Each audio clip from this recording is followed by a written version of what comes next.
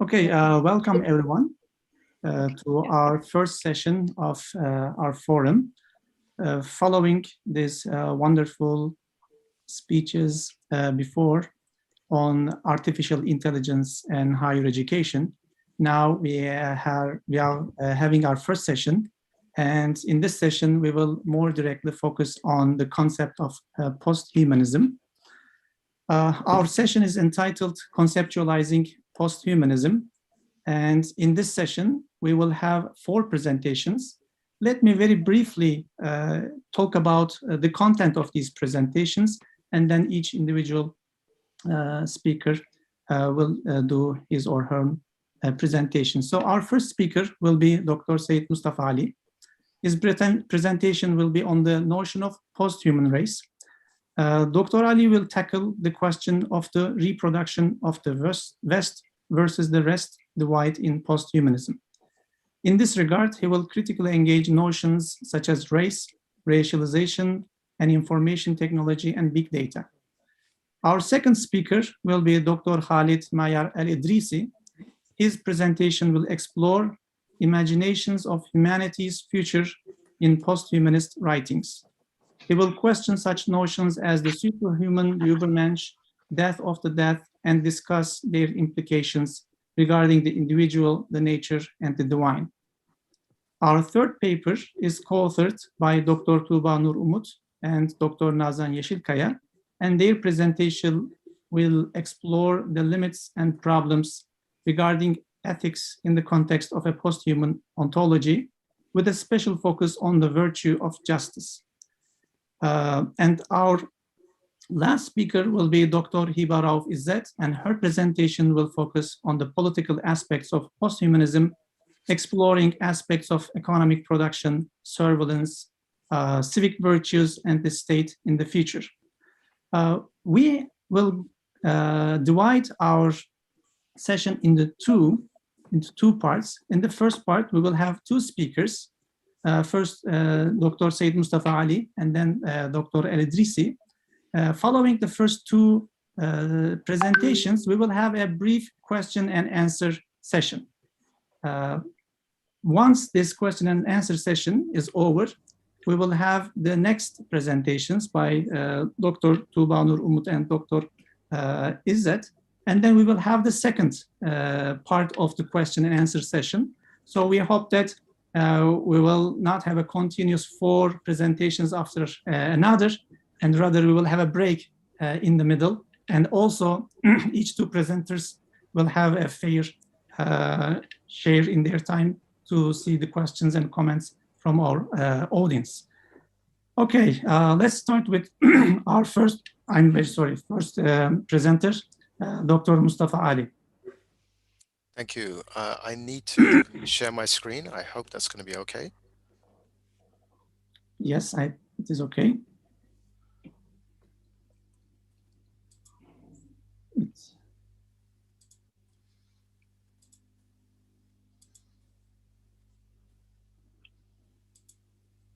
Okay, we can see your presentation now. Great. Okay. So over 3 decades ago, Tunisian historian and philosopher Hisham Jait offered the following poignant remark. One fine day, the West broke away from the pack of its fellows, running ahead, exhausting both itself and them. But in this unsporting race, with its peculiar rules, the one who jumps out ahead stifles his adversary, and those who fall behind are crushed. Their backwardness is the dark side of the breathless race run by the West, which has chosen the pace, the terrain, and the goal. While contemporary de-Westernizing, decentering, and reorienting geopolitical and economic shifts associated with the rise of the BRICS countries, in particular China and India, might appear to call into question whether Jait's reading of the relationship between the West and the rest retains currency, I suggest that his observation remains cogent from a world systems perspective.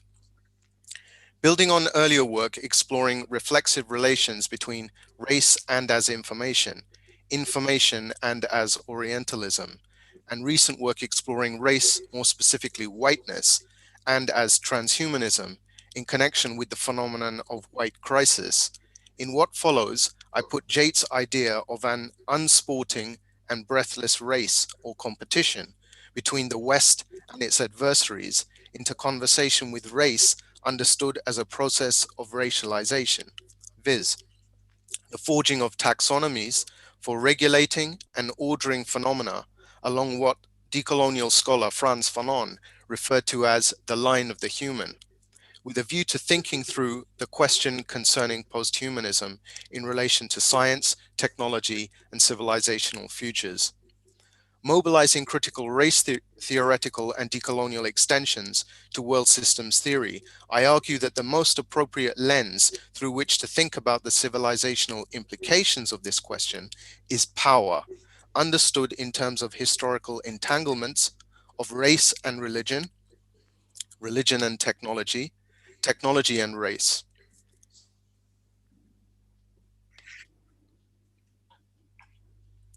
In order to motivate my argument, I need to begin by setting out the meaning of a few terms, viz., the world, the cluster race, racism, racialization, posthumanism, and the relationship between race and technology, before moving on to present the idea of algorithmic racism otherwise, with a view to engaging the question concerning posthumanism in the contemporary technoscientific era in civilizational terms.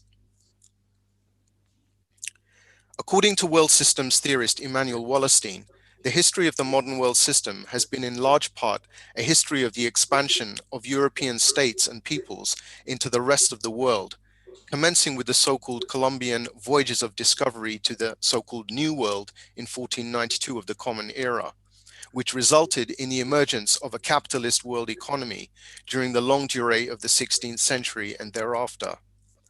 On this basis, the world should be understood to refer to a global hierarchical system whose dominant core lies in the West and whose subaltern periphery is constituted by the rest.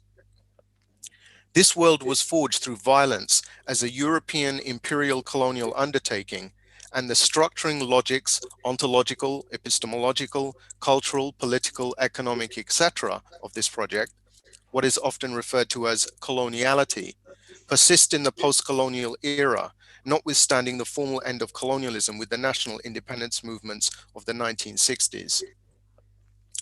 The world goes by many names, which have been articulated with increasing intensity, clarity, and visibility, viz., the modern racial world system, the Orientalist world system, the colonial matrix of power, and global white supremacy, among others. Yet it might be that there is a need to rename the world anew, given the ostensible technological colonization of the life world readily evinced in developments associated with AI and big data-driven machine learning, the rollout of the Internet of Things, and the rise of what some commentators are referring to as surveillance capitalism and data colonialism, not to mention the convergence of so-called GRIN or NBIX technologies, the latter of which are often viewed as markers of the post-human. In drawing attention to the colonial origins of the world, it is crucial to recognize important, arguably categorical differences between European colonialism and classical or pre-modern colonialism. Firstly, as stated above, European colonialism brought forth a world system constituted by a European core and non-European periphery. Secondly, and crucially, European colonialism, in contrast to earlier forms of colonialism, was a project with religious come racial foundations, insofar as there was a constitutive entanglement of colonialism with processes of racialization. According to Miles, racialization refers to, and I quote, any process or situation wherein the meaning of race is introduced to define and give meaning to some particular population, its characteristics and actions, end quote.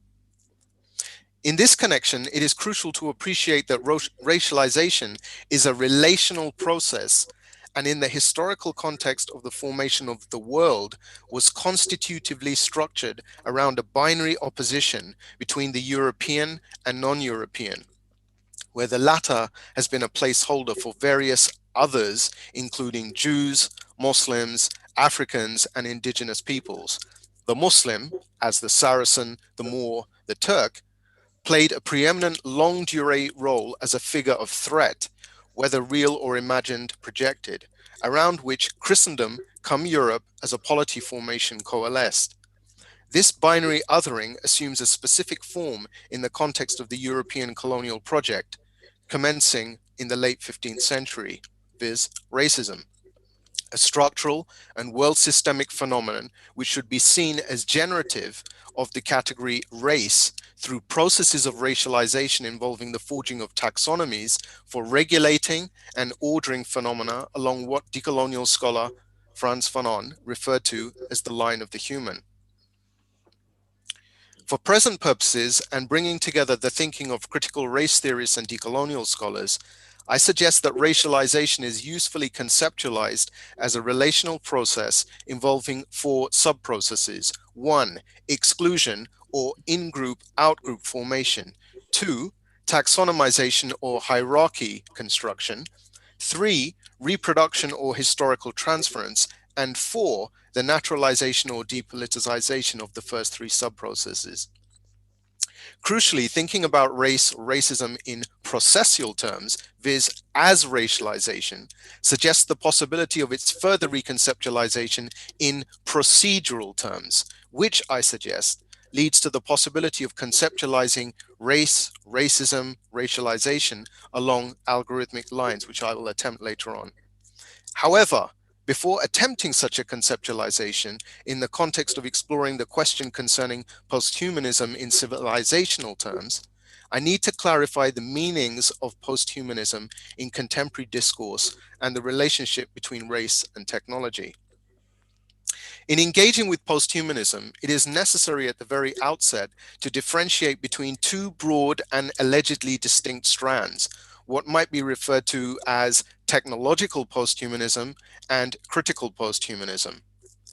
One way of thinking about the difference between the two positions turns on how the former, in contrast to the latter, grounds itself in relation to transhumanism, where, and I quote, the transhuman refers to an intermediary form between the human and the posthuman, end quote. The latter designating possible future beings whose basic capacities so radically exceed those of present humans as to be no longer unambiguously human by our current standards. According to Nick Bostrom, transhumanism is a continuation of 18th century European Enlightenment commitments, specifically scientific empiricism and rational humanism, a view supported by Sombetsky, who sees it as, and I quote, a link between traditional humanism and posthumanism insofar as transhumanists still hold on to the principle of individual perfection and rational meliorism as humanists do, end quote.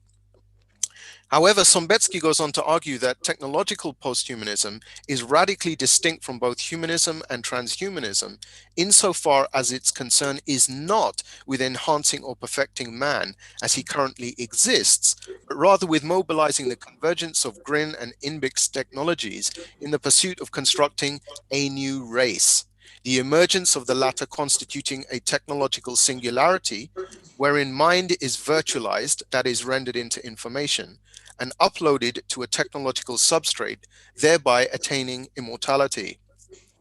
Critical posthumanism, by contrast, is informed by two commitments which are contingently rather than necessarily related, viz. 1, contestation of rationalist humanism and the Enlightenment figure of man, and 2, contestation of anthropocentrism. And here I draw on the work of Rosi Braidotti. Echoing this view, Ferrando maintains that the term posthuman in philosophical or critical posthumanism should be understood as referring to the symbolic move of going beyond the human, embracing a post-anthropocentric approach, which acknowledges technology and the environment, among others, as defining aspects of the human.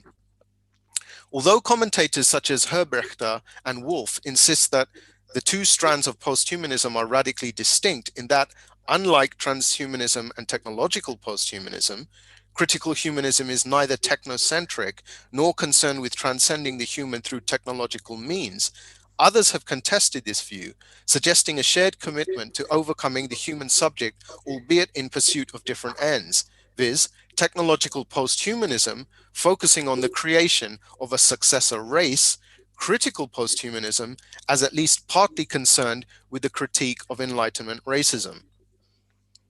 Yet it is important to appreciate that critical posthumanism has itself been subjected to race theoretical critique by post-colonial and decolonial commentators who have pointed to certain problems, if not obfuscations, associated with this position, notwithstanding its explicit concern to engage with race, racism, racialization.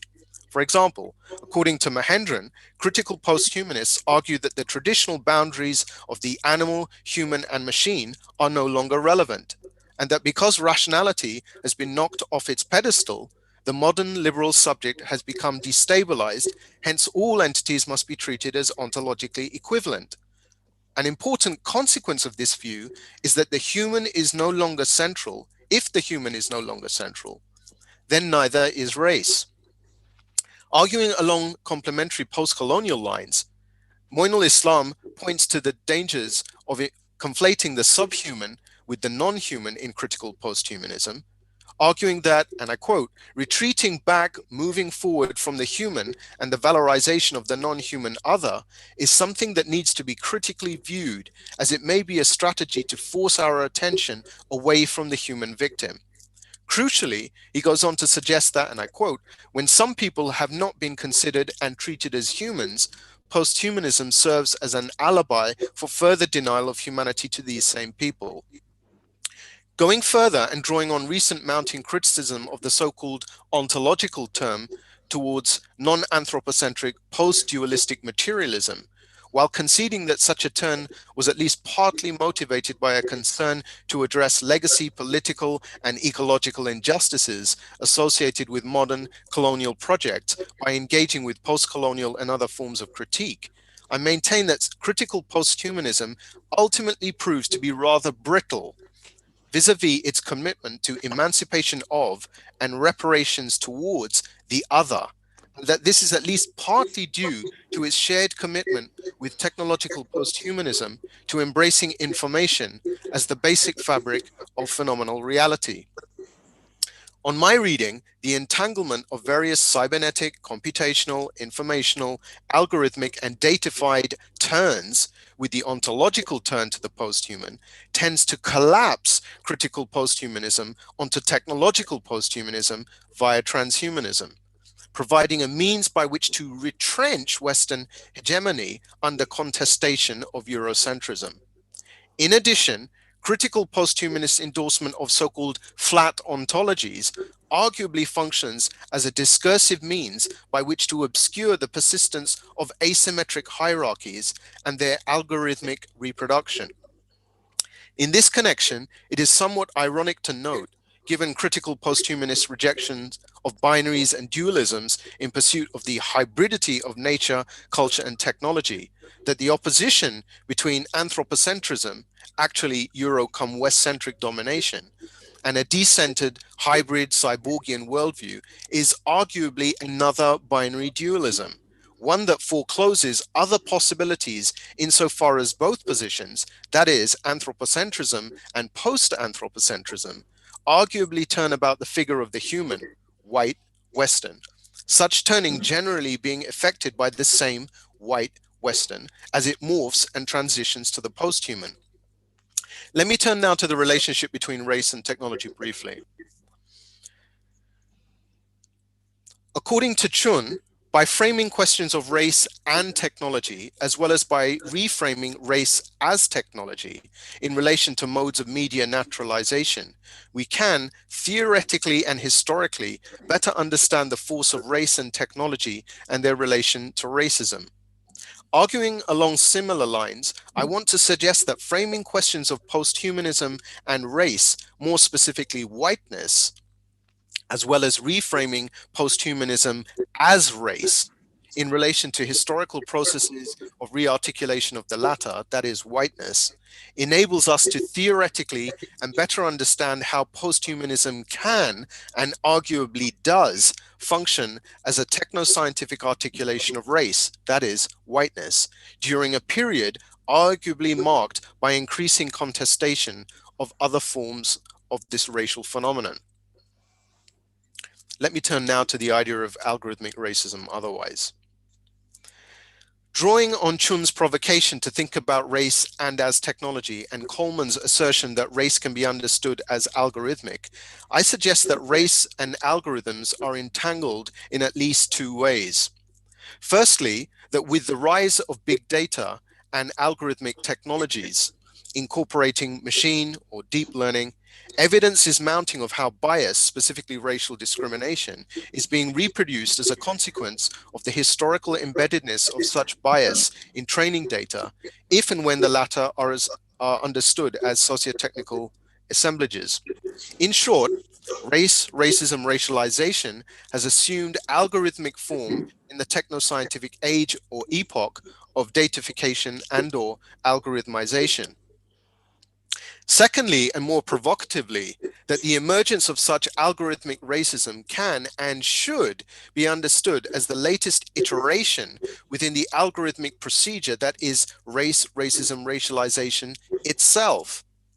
Previous iterations, including those assuming successive paradigmatically religious, philosophical, scientific, and cultural, or if you like, civilizational forms. Algorithmic racism in this latter sense, what I refer to as algorithmic racism otherwise, points to the existence of a contingent yet historically sedimented dispositional procedure, which when executed, implemented, realized, or if you like, run, using the metaphor of a computer program being run, engenders a meta process that is generative of particular historical racialization processes. This conceptualization of algorithmic racism is motivated by a concern to aid the disclosure of continuities that tend to be obscured by transitions between different materializations or instantiations, that is, iterations, of race, racism, racialization in different historical epochs, and a fortiori in the transition from colonial modernity to the contemporary, postmodern, postcolonial, and arguably posthuman era. Regarding technological posthumanism and related phenomena such as transhumanism, I have previously argued that such developments should be understood as the most recent iteration in the algorithmic entanglement of technology, religion, and race, more specifically whiteness, constitutive of Western identity, a contemporary technological response to the recurrent phenomenon of white crisis, occurring in parallels with, albeit obscured by, other more overt responses associated with conservative and populist white backlash. In this connection, I suggest that the present moment is marked by a shift from prior race-based, racist, racialized, relational taxonomic distinctions between human, European, Western, white, and subhuman, non-European, non-Western, non-white, to a race-based, racist, racialized, relational taxonomic distinction between transhuman or posthuman, European, Western, white, and human, non-European, non-Western, non-white. Such shift in racing being prompted at least partly by various non-European contestations of Eurocentric, that is West-centric or white-centric conceptions of the human, and the attempt to maintain hegemony, or dominance, in short, to stay ahead in the race, understood as competition, by iteratively re-racializing. Before concluding, and in view of the above, I should like to offer some brief critical remarks on various claims made about posthumanism in relation to science, technology, and civilizational futures. As to the claim that, and I quote, scientific and technological changes suggest the need for humans to doubt and even abandon their central and distinct place and role in the world, end quote, on the basis of what has been stated previously, there is a need to subject this claim to critical interrogation vis-a-vis who has historically counted as human, how this was decided and by whom.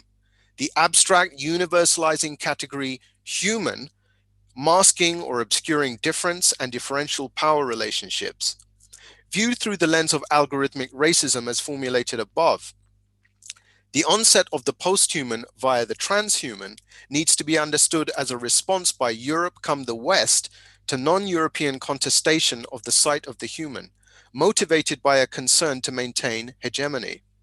Put simply, it is a case of changing or reiterating the rules of the game to ensure that the game continues to be played, with certain players retaining their historical position as ahead in the race. Regarding the view that the post-human age should be seen as ushering in a new world and that the onset of an age of liquid surveillance has displaced imminent problems of ideology or totalitarianism, I suggest that this framing is problematic on a number of counts.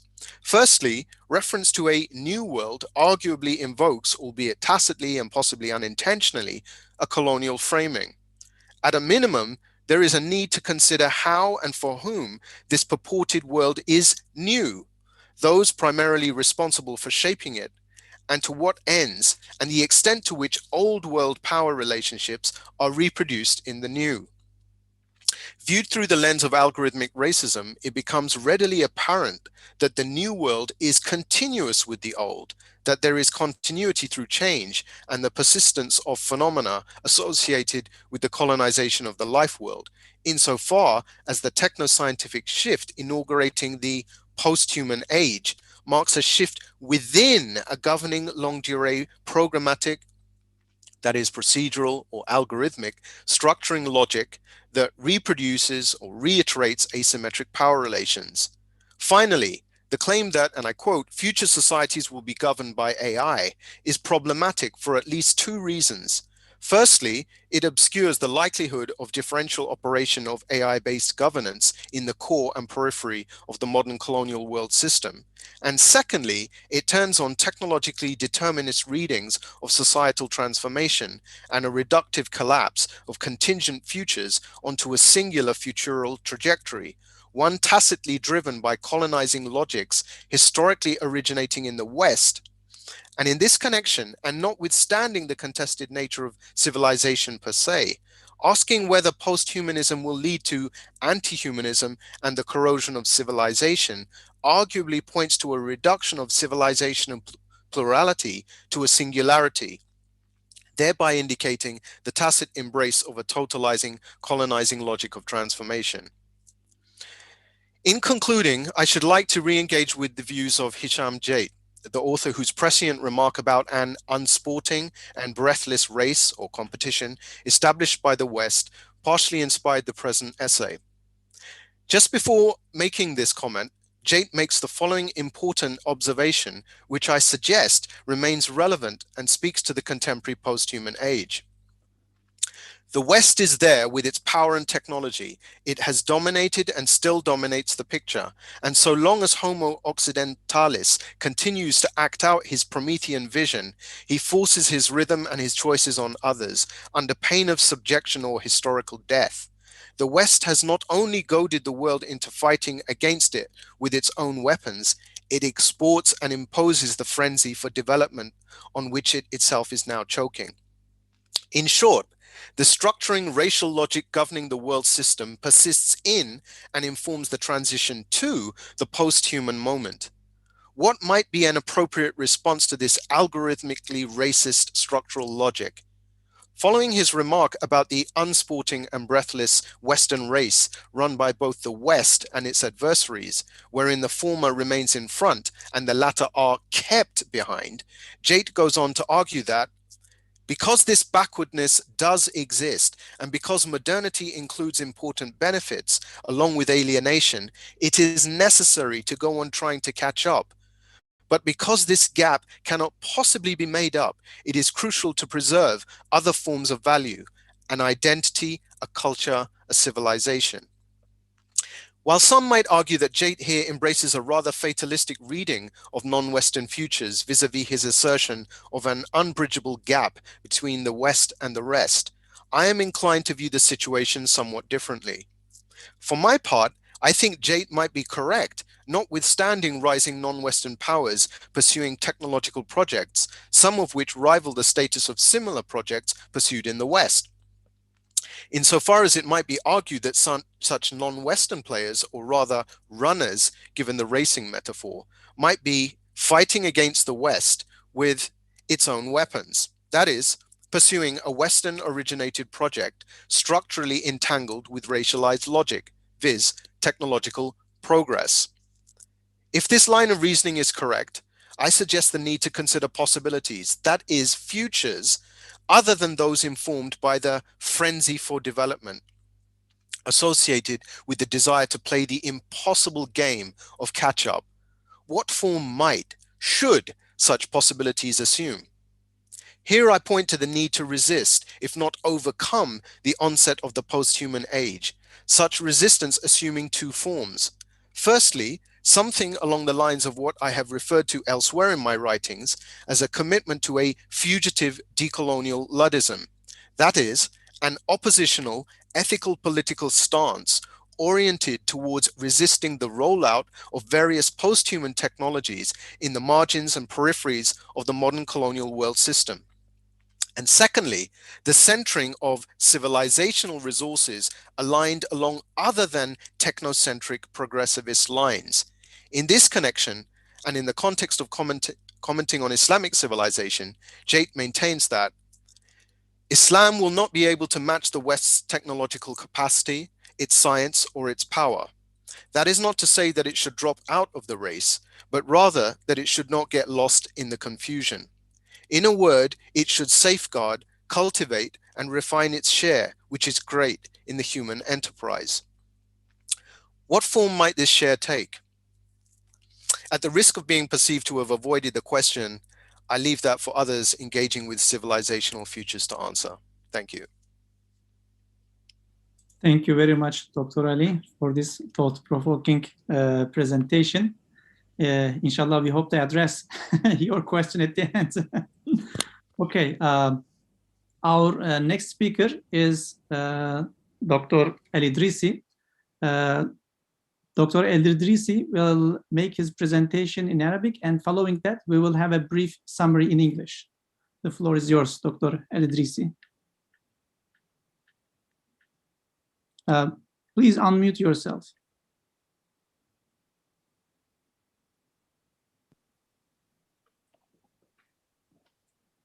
السلام عليكم. وعليكم السلام. خالد ميار الإدريسي. شكرا على هذه الدعوة الكريمة. أنا باحث في العلاقات الدولية وفي المستقبليات. يهمني بالطبع هذا الموضوع، موضوع الفكر المابع الإنساني. أعتقد أن تخيل المستقبل والتطلع إلى معرفته كان ولا زال هاجس وطموح للإنسانية بكاملها أو عبر مراحلها. ولذلك فإن الكتب السماوية وضعت إطاراً لصورة المستقبل الدنيوي والأخروي منضبطة بالعدل والارتقاء الأخلاقي. ودينامية التاريخ محكمة إلى حد بعيد بمحاولة تحديد صورة المستقبل وتفعيل مقتضياته تحقيق هذه الصورة. واليوم نواجه سيلاً من صور عن المستقبل ينم ذلك عن رغبات في الاستحواذ عليه والتحكم فيه أو تحاشي المخاطر التي من محتمل أن تقع بسبب تهافت على استعمار المستقبل كما قال سردار لبعض المجتمعات أو العالم بإسره. كما نواجه اليوم مخاطر صراع بين صانع الصراع الصور عن المستقبل وهم حاملي مختلف الفكرانيات المتطرفة والإقصائية. وتعتبر حركة ما بعد الإنسانية أخطر حركة أو توجه فكراني يسعى إلى بلورة صورة عن المستقبل يتم فيها اختطاف المستقبل البشري بكامله بل مستقبل العرق البشري وبالتالي تحضير لحضارة ما بعد الإنسان. ونحن ننحاز إلى القول بأن حركة ما بعد الإنسان بخلاف خطابها حول المستقبل الذي تبشر بمستقبل طوباوي فإنها في الحقيقة كما قال فوكوياما فكرة خطيرة على البشرية، ذلك أنها وبسبب انبهارها بالتكنولوجيا إكستروبي تؤدي حتما إلى مستقبل كارثي. وهذا الطرح قد نلامس بعض جوانبه من خلال الكشف عن صورة المستقبل في كتابة هذه الحركة. فكيف تصار وتشكل هذه الصورة المستقبلية، وما هي محددات هذا التشكل، وما هي مصادر هذا الفكر المستقبلي ما بعد الإنساني، وبالتالي مصادر استلهام صورة المستقبل، وهل هناك توافق بين مختلف رواد ما بعد الإنسانية حول صورة المستقبل المرغوب فيها، وهل ستكتفي هذه الحركة بالترويج لصور المستقبل التي تدعو إليها، أم أنها ستحاول ترجمة ذلك في برنامج سياسي، وبالتالي السعي إلى الوصول إلى السلطة وإدارة السياسات العالمية تجاه هدف تحقيق المستقبل ما بعد الإنساني.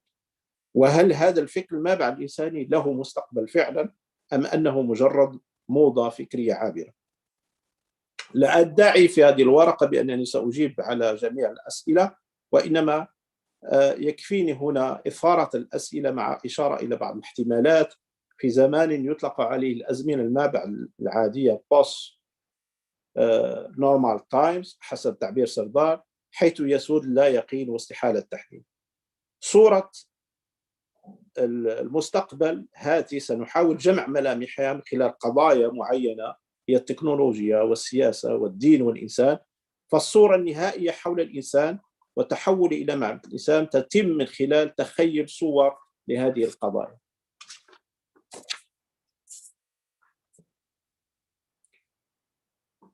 ما هي مصادر الفكر بعد الإنساني في تشكيل صورة المستقبل؟ أولا يجب أن نحدد مفهوم صورة المستقبل. يعتبر خالد بولاك من أهم كتب من كتب عن ذلك في كتاب Image of Future. وصورة المستقبل هذه تعني تصور الإنسان المستقبلي، وهي مرتبطة بتمثل الزمن ولها جذور تاريخية قديمة، الدين، فلسفة، جمهورية أفلاطون، المدينة الفاضلة الفارابي، أدبيات الخيال العلمي وغير ذلك.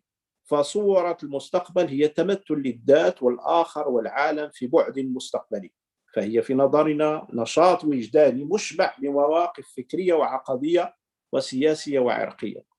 فالواقع له دور حاسم في تشكيل صورة المستقبل، ولذلك يركز بولاك على العلاقة الزمنية وكذلك تمثل الفرد والجماعة للمكان. فهناك علاقة جدلية بين الإطار المكاني والزماني، ويعتقد بولاك بأن صورة المستقبل، وهنا المقصود به صورة المستقبل في إطارها العام وليس الفردي الخاص، تتميز بالخصائص التالية: أنها في الأصل نخبوية أرستقراطية، ارتباط ذلك بالثقافة والوعي، ولذا فإن الصورة الإيجابية عن المستقبل هي نتاج عن وعي ومسؤولية كما يذهب تيار ما بعد الإنسانية. كما أن انتشار صورة عن المستقبل ليس دائما عقلانيا، وإنما وجداني وجمالي ومنفلت من بعض الضوابط العقلانية. خاصية أخرى هو وجود هناك علاقة وطيدة بين صورة المستقبل والمستقبل القريب، فهناك تأثير لهذا المستقبل على الصورة التي تصاغ، وما يسميه بولاك بالسيلف إفكت. ثم هناك الحذف سيلف إليمينيشن لصور المستقبل، وهذا مرتبط بخاصية أخرى هي التعديل الذاتي لصورة المستقبل، ويتم ذلك بسبب حدوث تغيرات ومتغيرات. ولذلك يرى واندلبال بأن صورة المستقبل هو بحث مهم للمستقبليين ومجال خصب وواعد بالتجديد المعرفي.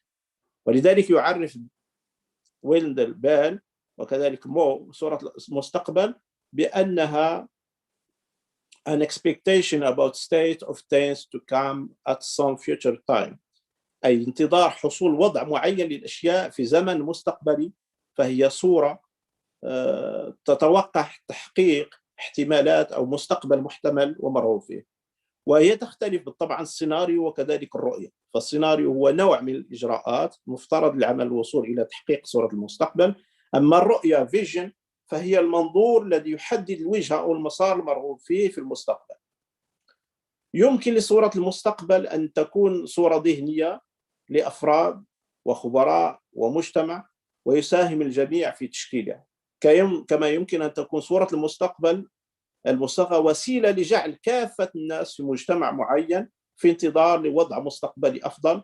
ولذلك فإن لها دور سياسي مهم واجتماعي في ضبط المجتمع، أي أن صورة المستقبل أو صناعة صورة المستقبل يمكن أن توظف سياسيا لتوجيه مجتمعات معينة.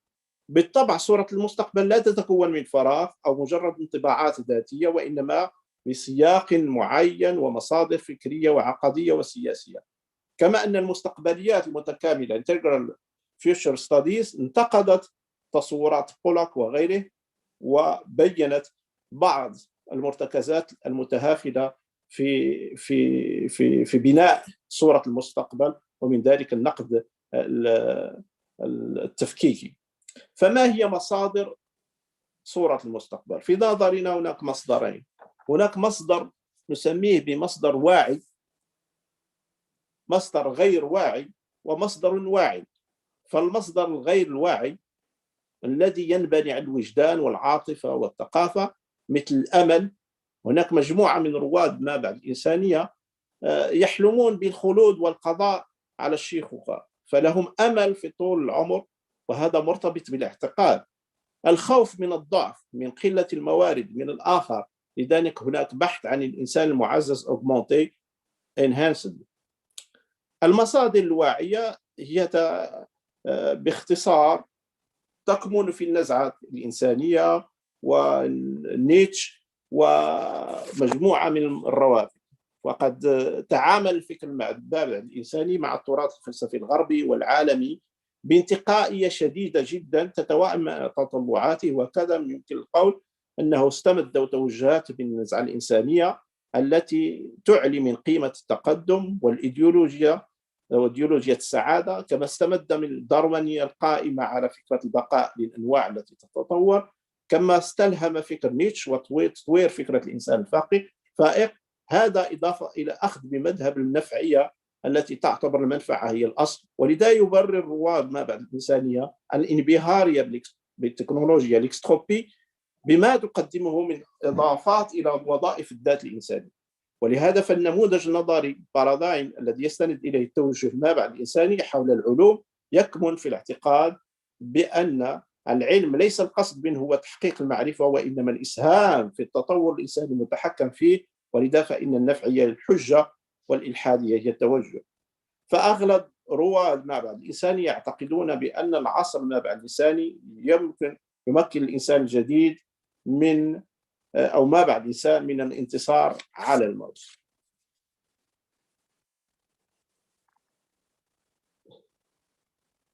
أستاذة هبة إذا أرادت أن تترجم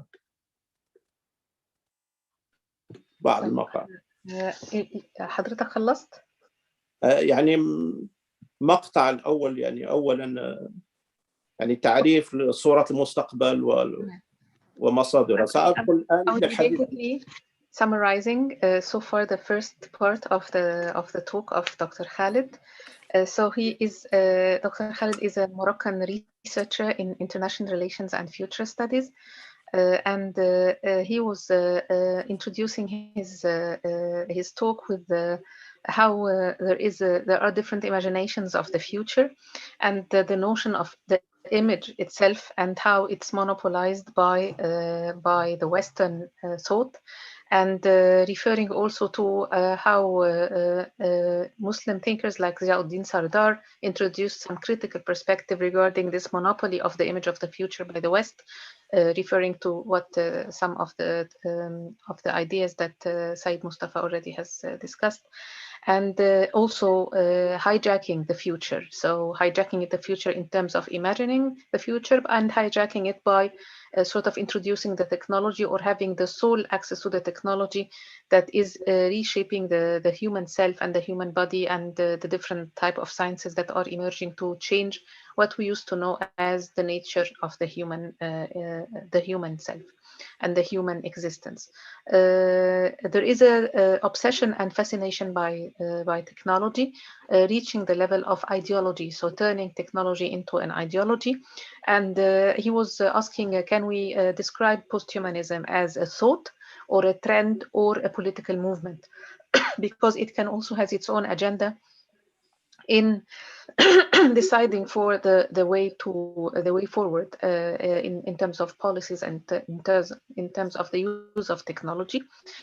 And he referred to some original writings and thinkers that actually had an impact on posthumanism, the early writings of Nietzsche and Darwin, as well as the utilitarian school. So there is some sort of a link between modernism and postmodernism, humanism and humanism, different thinkers and the different ideas. And the goal is to reach a level of producing an augmented, enhanced human, whether in terms of the intellectual and identity and definition of the self dimension, the philosophical one, or in terms of technology and genetics and other sciences, and reaching the goal of overcoming death, basically, and by that turning the human into almost a god. Okay, go ahead, Professor Khalid. إذن سأتحدث عن تكنولوجيا باعتبارها إيديولوجية الانبهار إكستروبي من خلال استقراء نصوص رواد ما بعد الحركة الإنسانية حول التكنولوجيا يبدو جليا أن الصورة المستقبلية التي يرغب فيها هذا التوجه ليست التكنولوجيا كوسيلة، وإنما هي غاية وإطار عقدي جديد. لذلك يتعامل مع التكنولوجيا مع إضفاء القداسة عليها وقدرتها على التعالي، ولذلك فهي إله خفي hiding God. ويتحدث كارزويل عن 6 مراحل للوصول إلى المرحلة القصوى: مرحلة الفيزياء والكيمياء، مرحلة البيولوجيا، مرحلة الدماغ، مرحلة التكنولوجيا أي المعلومات في التصاميم الصلبة والرخوة، ومرحلة الاندماج التكنولوجيا مع الدماغ البشري، ثم مرحلة انتشار الذكاء البشري في الكون. كارزويل وهو من مؤسسين لهذا الفكر يرسم صورة المستقبل للتكنولوجيا في كتابه الآلات الروحية، وكذلك كتابه تفرد singularity is near، ويبدو متجها إلى القول بحتمية التكنولوجيا، حيث يمكن ليس فقط تعزيز قدرات الإنسان وتحسيسها وتجاوزها، بل تجاوز الإنسان نفسه. فهذا التصور يرسخ مذهب الفردانية التكنولوجية النفعية singularitarianism، الذي يعني البحث عن ذكاء اصطناعي شبيه بالذكاء البشري أو حتى يفوق الذكاء البشري. وهذه أمور معلومة فالتكنولوجيا عندك كارزويل كما يعرفها هي دراسة التشكيل، ويشير التشكيل هنا إلى تشكيل الموارد لهدف معين، وهو يستخدم كما يقول وأنا أستخدم موارد بدلا من كلمة مواد، لأن التكنولوجيا تمتد إلى تشكيل موارد غير مادية مثل المعلومات كما جاء في كتاب الآلات الروحية. فالتكنولوجيا بالنسبة إليه حتمية، كما أن الحوسبة حتمية، ولذا فإن الذكاء يولد حسب تصوره منه ذكاء أكثر منه، وهكذا يستمر التطور إلى عوالم مجهولة. ويعتقد كارزويل بأن في العقود القريبة يمكن بالطبع شراء رقاقات محملة بشكل مسبق بمعرفة ما، وهذا بالطبع سيلغي النظام التعليمي التقليدي القائم على المعلم والمتعلم. ويعتقد بالتطور في مجال الحوسبة الجزئية molecular computing وإمكانية مسح المخ وتحميله. كما يتوقع تعزيز الأجسام ليس كقطع غيار مثل صمامات القلب وغير ذلك كما هو معمول به الآن، وإنما سيتم ذلك عبر تجديد الخلايا، وهنا ستكون تكنولوجيا النانومترية قادرة على إعادة بناء العالم ذرة بذرة كذلك. وهذا يفتح الباب أمام أعمال جديدة ومربحة مثل تجسيد الأجسام وإعادة إحيائها من جديد في زمن توفر التكنولوجيا المناسبة، وبالتالي السعي إلى الخلود. وتفاديا للمخاطر المستقبلية لهذه التكنولوجيا الفائقة التي تنتج فيها علوم متعددة مثل علم الوراثة والنانو تكنولوجيا والمعلوميات وعلوم الأعصاب وغير ذلك، تم إطلاق برنامج الذكاء الودود Friendly Artificial Intelligence ويذهب جيمس مارتن في كتابه معنى القرن ال21 The Meaning of 21st Century للقول بأن التكنولوجيا القادمة ستحقق ما يسميه الغنى البيئي Eco Affluence. ويتصور كارلويل بأن التكنولوجيا الفائقة ستضمن للجميع فرصة للتفرغ للإبداع الفني والأدبي، وأن عمل الآلات الذكية سيفضي إلى مجتمع رفاهية فائق. دون الإسهاب في استقراء نصوص الحركة ما بعد الإنسانية، فإن الصورة المستقبلية التي ترسم حول التكنولوجيا هي الفردوس الأرضي القادم.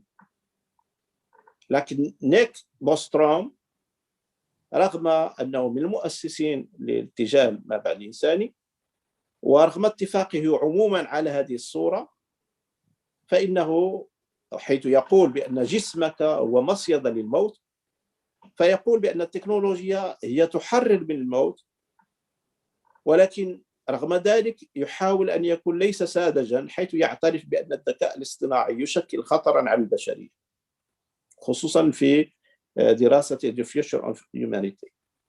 ونحن أمام صورتين هنا للمستقبل، واحدة مبالغ في تفاؤلها وأخرى فيها شيء من الحذر والحيطة.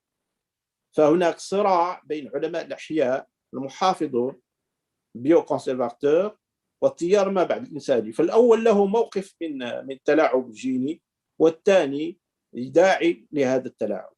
بالطبع حينما أتحدث عن علماء الأحياء المحافظون، هذو لا يندرجون ضمن التيار ما بعد الإنساني، وإنما هو تيار مضاد للفكر ما بعد الإنساني. النقطة الثانية هي السياسة أو صناعة صورة المستقبل. صورة المستقبل لدى الفكر ما بعد الإنساني مرتبطة بعالم السياسة، ولذلك فهناك انتشار تأسيس أحزاب سياسية ما بعد الإنسانية في أمريكا وألمانيا وأمريكا اللاتينية وغيرها من الدول. وقبل الحديث عن الصورة أو صورة مستقبل السياسة، كيف ستكون السياسة في التصور ما بعد الإنساني، يتعين أولا الحديث عن الانتماءات السياسية والتوجهات السياسية لرواد ما بعد الإنساني. الحركة السياسية ما بعد الإنسانية تضم تيارين، تيار يساري يوجد بالأساس في بريطانيا وبعض المناطق في أمريكا، حيث يوجد في معهد الأخلاقيات والتقنيات الناشئة Institute of Ethics and Emerging Technologies في هارتفورد بولاية كونتيكت. أما التيار الثاني اليمين الليبرالي فهو موجود بشكل كبير في الولايات المتحدة الأمريكية، وهو يشكل غالبية حزب ما بعد الإنسانية الأمريكي. وهناك استبيان يبين نسبة أعلى للليبراليين من اليساريين، والحركة في الفعل تتوخى جمع شتات كل المثقفين والمبدعين والعلماء ورجال السياسة الذين يؤمنون بضرورة تحسين قدرات الإنسان والتحضير لعالم الأفضل. وصورة مستقبل السياسة تتوخى تجاوز ثنائية يسار ويمين، بل الولوج إلى ما بعد السياسة، حيث صراع المصالح النخبوية وتضارب المصالح الدولية. فالحركة تضع أمامها أمر واحد، وتحسين الوضع الإنساني وتعزيز قدرات الإنسان وتجاوز الموت والاندماج مع الذكاء الخارق للآن. وأهداف ما بعد الحركة الإنسانية هو بناء حركة سياسية عالمية عابرة للقوميات تتجاوز الحدود الثقافية والحضارية. ولذلك يقول رولاند بنتليك بأن رسالة الحركة ما بعد الإنسانية هي التكنولوجيا في تاريخها أن تحل محل كل شيء، إنها آلية كونية وهي فوق الأحزاب وكل الإيديولوجيات. وابتداء من 2014 بدأت تلك الذهنية تسعى لإيجاد هوية سياسية. وقد قام آمون، وهو من بين مؤسسي حزب ما بعد الإنسانية في بريطانيا وكذلك مؤسس الحزب العالمي لما بعد الإنسانية، بتحديد 6 عناصر للبرنامج السياسي لما بعد الإنسانية.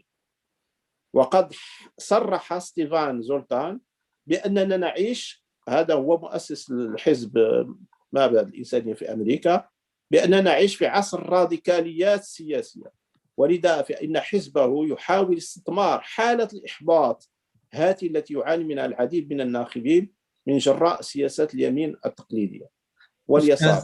Ustaz Elidrissi, I should apologize and interrupt because we have also two more presenters. If you can please try to summarize. أنا يعني تقريبا يعني because there will be also English coming. يعني قريبا ما بقاش يعني ممكن أن أختم بالأمر وأقول بأن خاتمة أن التيار ما بعد الإنساني يمكن أن نقول بأنه ساذج في انبهاره بالتكنولوجيا ومتعصب ودغمائي ومفرط في الإيديولوجيا الادعاء بأن خصوم ما بعد الإنسانية هم مجرد قردة العصر ما بعد الإنساني له نزعة ديكتاتورية لأنها تريد الاستيلاء على السلطة وحمل العالم على تبني نهجها وأنها تدنس الذات الإنسانية وتنزع الكرامة عن الإنسان ومحو الحدود بينه وبين الطبيعة وأنها متناقضة مع نفسها وأنها تقدس التكنولوجيا وتجعلها منها المخلص القادم. أختم بالقول بأن هناك مشهدين، مشهد المستقبل الأول وتمكين المحافظون النيو كونسيرفاتور بالتحكم في التكنولوجيا ووضع سياسات عالمية جديدة وبالتالي قوانين زاجرة، والسيناريو الثاني هو تغلغل الفكر ما بعد الإنساني وانتشاره في الجامعات ودعمه من طرف الشركات الكبرى جوجل وغيرها وبالتالي ولوج حرب عالمية بين التيارين، وثالثا ووقوع انهيار للحضارة الإنسانية بسبب سياق غير العقلاني حول امتلاك التكنولوجيا الفائقة. وشكرا. Okay, I will try to according to the time. أنا حاولت اختصار يعني مريت. I will try to summarize as much as I can.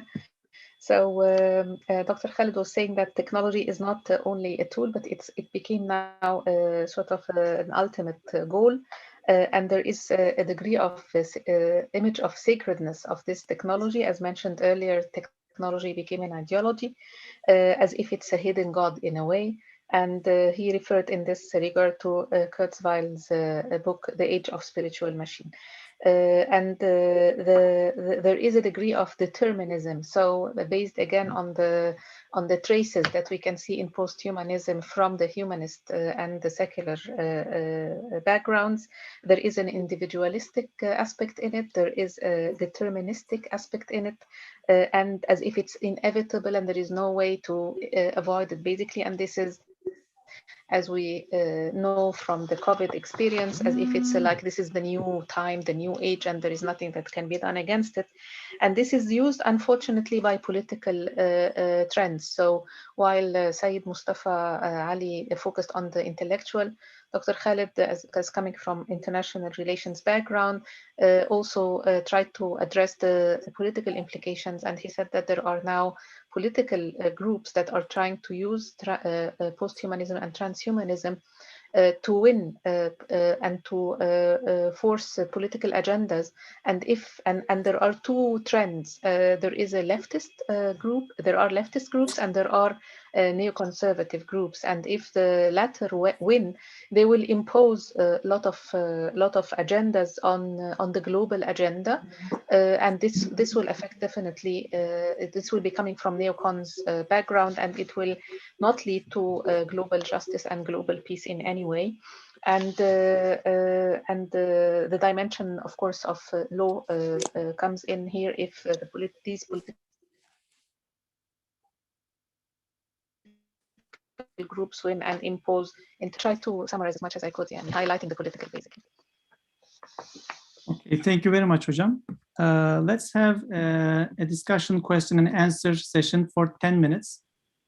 Unlike the opening session, I think I have the feeling that this session was much more pessimistic and skeptic about, enhancement of the human being and the development of technology.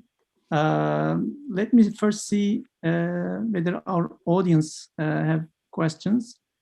There is a comment and question. One of our listeners observed in a magazine in France that models, were represented in two different ways. The futuristic styles were represented on white models, and the more human styles were represented on like black models. So our listener asked whether there is a connection between, and the question regards Dr. Mustafa Ali, whether there is a connection between this representation of these two models in this fashion magazine, I assume, correspond to what Dr. Mustafa Ali aspects, the reproduction of this distinction, of this inequality in the new post-human world. Okay. So this is an comment question Sure. type of. Yeah, I mean, I think there are possibly two ways to respond to this. One is to say, yes, this is an exemplification of a kind of structural relation between, if you like, what constitutes the frontier for progress, for development, for transformation, and that is invariably, I would suggest, at least according to my reading, correlated with Westernness, Europeanness, whiteness, etc. That's one way of reading this, and so it would make sense for the other, whether that other is yellow, red, brown, black, to be kind of hyperstatized and fixed in history, and so exoticized. So the idea of, okay, well, if we're going to represent or have a black model, then they need to be in some sense depicting a kind of frozen state of cultural development, if you like. And so they need to look exotic, they need to be exoticized, as it were. Whereas white models, as representing the cusp of transformation, so-called progress, development, a movement into the future rather than a frozen state in the past. Yeah, I mean, the world is their oyster. Well, it is their oyster anyway.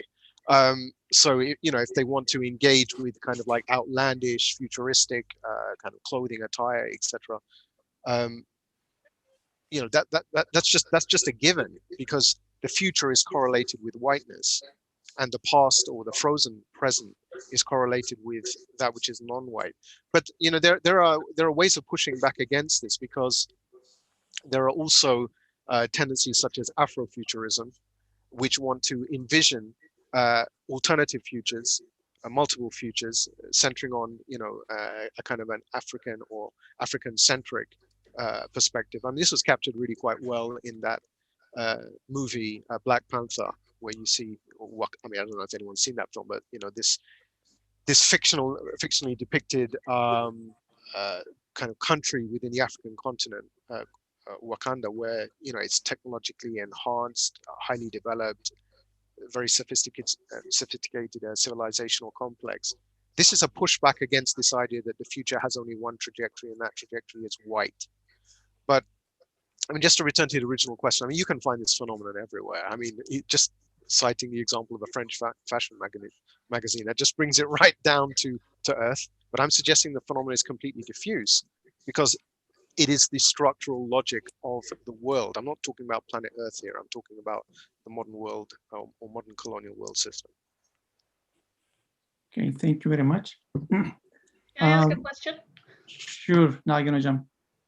My question is also to Dr. Ali. I maybe kind of tangential, but I'm also interested in the field and the vocabulary you were using. I'm not that familiar with the field itself, but because particularly you raised the specter of colonialism, and I'm thinking of Orientalism, and I'm a bit more interested in digital humanities. And the more I read up on digital humanities, the more the discourse around it reminds me of Orientalism. There are these high priests who know what's going on, who can kind of translate these sort of state-of-the-art developments to a broader public. And what do you say about that, your very field of posthumanism, and how it's high priests, as it were? Okay, so thank you for that question. My field isn't specifically posthumanism or transhumanism. I mean, more broadly, I'm interested in developing two strands of thought. One is an alternative conception of algorithmic racism, which I'm calling algorithmic racism otherwise. And I tried to sketch it, albeit at some speed, and it's probably possibly quite dense was presented. But I have some published works if you want to unpack the argument slowly and see if you find it convincing. So that's a frame for thinking about these transformations around the line of the human. Another aspect of my work is in what I call decolonial computing, which is to essentially train post-colonial critical race theoretical and decolonial thought on various computing phenomena, including the digital humanities. So, I mean, I'm not an expert in that area, but I have some familiarity with it. And, you know, the whole project about, you know, digital archives, you know, for example, scanning texts, preserving them, data mining those texts, etc. I mean, from one perspective, you know, this sounds like a really important and useful, excuse me, constructive development in the sense of, well, at least we can retain this knowledge, we can preserve it from, you know, deterioration or corruption, fire perhaps. It can be multiply reproduced because it's digital. You know, it's like relatively easy to replicate and disseminate. But then the question is always for me about power. Who has the capacity to do this? Why are they doing this? You know, fundamentally, you know, sorry, what are the... Sorry to interrupt. It's usually to not to return the manuscripts to their lawful places. That's why they're doing it, if you ask me. Well, that's certainly that. Unfortunately, that is the kind of historical experience. But I think that, you know, if we think about this in more kind of posthuman and futures terms, I think more insidiously, at least from my perspective, is the idea of, you know, reading computing in its current form, where I'm seeing it as entangled, you know, developments of the Internet of Things, surveillance capitalism, data colonialism, ubiquitous computing, and thinking of these developments as convergent. I just see this as yet another iteration of the same historical phenomenon of colonialism, but now shifting registers more specifically into a technocentric frame. Technology has always been involved in colonialism, whether we're talking about warships and cannons and rifles and et cetera, and then obviously the statistical apparatus for collecting information on the native populations, etc. So technology has always been involved, but I'm suggesting the kind of developments that are taking place currently, they seem to have a slightly different flavor. I'm not suggesting they're radically distinct in the sense that they're, you know, they are you know, putting forward a complete transformational break. That's why I'm arguing for continuity through change. I don't know if that answers your question. Thank you very much. I have one last question for Dr. Khalid, and then we should move to the second part of our session. Dr. Khalid, in all these topics, issues, where do the Arab thinkers stay? How do they respond to all these developments?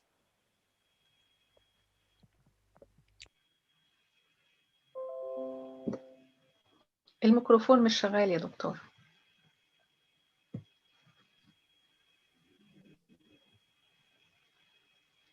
شغال الآن.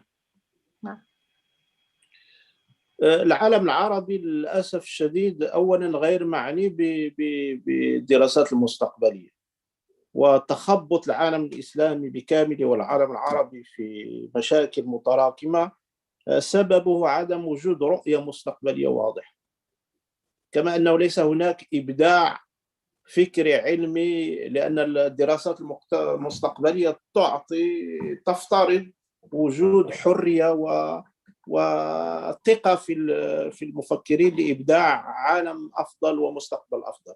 ما يحصل الآن في الفكر ما بعد الإنساني، أعتقد أن أول تأثيره وأننا سنواجه فجوة خطيرة جدا بين مؤسسات وشركات كبرى ومجتمعات تملك معرفة وقادرة على تعزيز قدرات أجيالها، ومجتمعات يعني خارج التاريخ. ولذلك فكما تعرفون أن العالم العربي يعاني من تخصيص موارد ضعيفة جدا للبحث العلمي. وكنت شاركت في محاضرة هنا تحدثت فيها عن مستقبل المعرفة ومستقبل العالم، فقلت بأن المؤسسات العلمية والتعليمية كلها الآن إذا لم تجدد يعني مناهجها، هنا أتحدث أفتح قوسين تجديد المناهج ليس بالطرح العلماني، يعني إعادة أقول التجديد المناهج بالنظر إلى ما يقع الآن من تراكم معرفي متسارع. فالآن نحن مقبلون على زمن كما يسميه سردار أزمنة ما بعد عادية، وبالتالي هناك حاجة إلى تفكير فوق عادي. الآن في العالم العربي نحن نعيش قضايا تاريخية ونعيش قضايا الراهنة ألهتنا عن التفكير المستقبلي. لا يسمعنا هذا أن لا يجب أن نفكر في الراهن، ولكن نحن مضطرون إلى أخذ وقت للتفكير المستقبلي ووضع سياسات الاستشراف الاستراتيجي. كما أن المؤسسة الدينية ستكون يعني في تحدي كبير جدا للفكر الإلحادي الذي يروجه الفكر ما بعد الإنساني. فهناك، وأنا إن شاء الله سأكتب في هذا الموضوع بتفصيل، ما يمتلكه رجال الدين من عدة لن تكون كافية لمواجهة الحجج التي سيمتلكها الشباب المنبهر بهذا الفكر الجديد. لا أقول بأن الفكر الديني المفكرين الدينيين ليست لهم القدرة، وإنما أقول أن هناك حاجة إلى تعزيز ملكات الدعاة وملكات المؤسسات الدينية. شكرا. Dr. Khalid was saying that there is no focus on the futuristic studies in the Arab world, unfortunately, because maybe of the political circumstances, because there is there are very low budgets allocated to the higher education in the first place. So science and technology and innovation are very much deprived of the support, the governmental support. And the changes are taking place in a very speedy way. And he is anticipating that there will be a huge gap between the technologies and the developments that are taking place in the world and the situation of science and the knowledge in the Arab world. And he said that actually post-normal times necessitate post-normal thinking, which is not present at the moment in the Arab world. And he highlighted that the institution that will be more affected by that would be the religious institution, because it is not ready for these challenges, and because posthumanism also entails a lot of atheism and sort of non-religious views. The religious institutions need to develop their ways of argumentation in order to be able to face the challenges that will be posed by posthumanism. Okay, thank you very much. Let's move to our second part of our session. In this session, Doctors Tuba Umut and Nazan Yeşilkaya from the University of Ankara and University of Şırnak, respectively, will make a presentation entitled Vadis, an inquiry into the possibility of virtues in transhumanist thought. Tuba Hocam or Nazan Hocam, who is going to start first?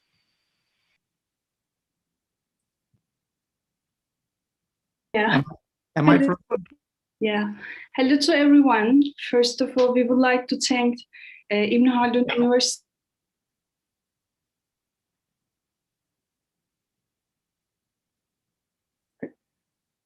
I think, yeah. We cannot hear you, Hocam.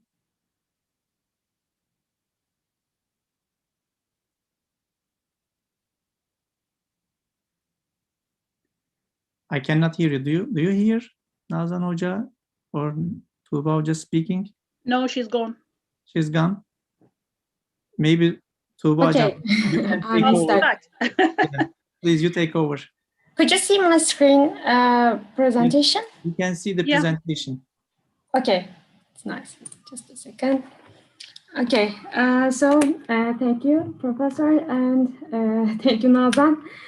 Today, we are going to present a paper discussing and questioning the ethical framework of transhumanism, which is one of the popular currents in social sciences and, of course, in philosophy. And transhumanism offers radically different ontology for human being, comparing to the ancient, classical, and even modern philosophy. So we need to deal with the ontological, ethical, and theological implications of this new understanding of human being. Here in this paper, we focus on some ethical questions. Okay. Human being has been understood with certain characteristics throughout the history, being a rational animal, Homo sapiens, or being res cogitans, reasoning, thinking being. This was considered as the essential property of human being, or as having a free will, etc., etc. However, posthumanism and transhumanism, these two new approaches are anti-essentialist in their conception of human being. Indeed, Posthuman Manifesto declared their stance with this statement: human bodies have no boundaries. So when we recall that the concept of limit is closely related to the concept of the essence, it's not surprising that these anti-essentialist philosophies, especially transhumanism, aims to transcend the boundaries or limits of human being. So it's an expected result, because by accepting anti-essentialism, there is no metaphysical obstacle in the ideal of transcending boundaries.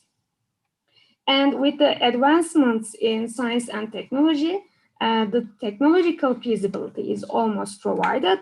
And consequently, transhumanism claims that we may overcome the current limitations of the human body through technological, genetic, or neurological interventions, rather than limiting technology to the health needs.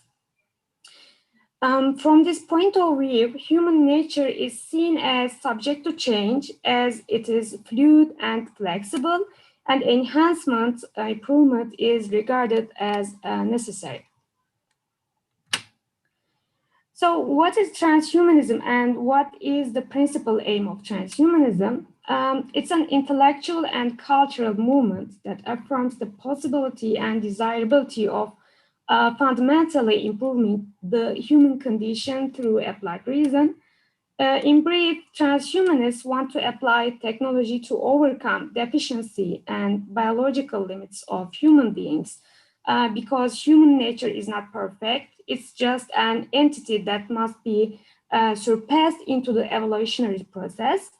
So we need to reshape our own nature by applying technology, especially human enhancement technologies, to ourselves in order to eliminate aging, even death. And we need to enhance our intellectual, physical, and psychological capacities. By doing so, we can go beyond the limits of human. We can become post-human, they say. So for transhumanists, human enhancement technologies can provide enormous benefits for humans, improve the lives of individuals. So these technologies should be accessible. And governmental funds must be allocated for the research of these technologies. Some transhumanists think that everyone should use such technologies to enhance their cognitive, emotional, and physical well-being, and that parents should have the right to choose enhancement technologies for their children. Some others see this as a moral obligation. So they argue that we have to enhance ourselves and our children and the humankind. Some transhumanists present aging and death as the biggest problem of our age. They think these technologies will reduce the existential angst of humans by decreasing human vulnerability, and so on. When we consider the transhumanist ideals like seeking immortality, transferring our memories, becoming more stable individuals, etc., we can see that they are highly assertive claims, and it reflects a desire for a kind of modern eugenics. And even though these aims and ideals pose very fundamental ethical questions in theoretical and in applied ethics, we could not see a comprehensive transhumanist theory of ethics. Must we accept and use all these technologies simply because they enable us to become transhuman? We have a question. Could not we call for an ethical limitation for these aims? In their missions, transhumanists claim to adopt the ethical use of technology to enhance human capacities. But the problem is that transhumanism does not impose any ethical limitation on desires to create a new human. So almost all transhumanists are against the normative concepts for restrictions, ethical restrictions especially. They think that putting a brake on human empowerment would slow or restrict progress of technology and science. So it appears that for transhumanists, enhancing human has become the sole criteria of decisions and actions. So on the one hand, transhumanists using the concept of enhancement referring to a normative implication defend the normative thesis that it is good to go beyond the limits of human. On the other hand, they oppose having a normative concept for human being and ethics, the concepts such as authenticity, human nature, human dignity, etc. So we think this leads transhumanism to a kind of dilemma. So we agree with the philosophers, especially bioconservatives, who defend that we are not ready morally and politically for the consequences of transhumanist ideals. We are skeptical of this prospect, which is seen as a threat rather than as a paradise. At this point, we need to ask this question, what is human? Where is the human being going? And we also try to find an answer to the question, is there any room for virtues in this understanding? Here, some transhumanists, supporters of moral bioenhancement, claim that we can use technologies for improving humans morally as well. So moral bioenhancement enables more virtuous individuals and contributes to construct a more just society. Here we can ask how this will be achieved, and they say, for example, cyborg citizens will be more capable and energetic and contribute more to society as they are enhanced by technologies. These virtuous citizens become more socially productive, so prosperity will increase, quality of life will increase, and cyborg citizens will contribute more to the common good. Here, Hans Jonas is right in highlighting the criterion problem.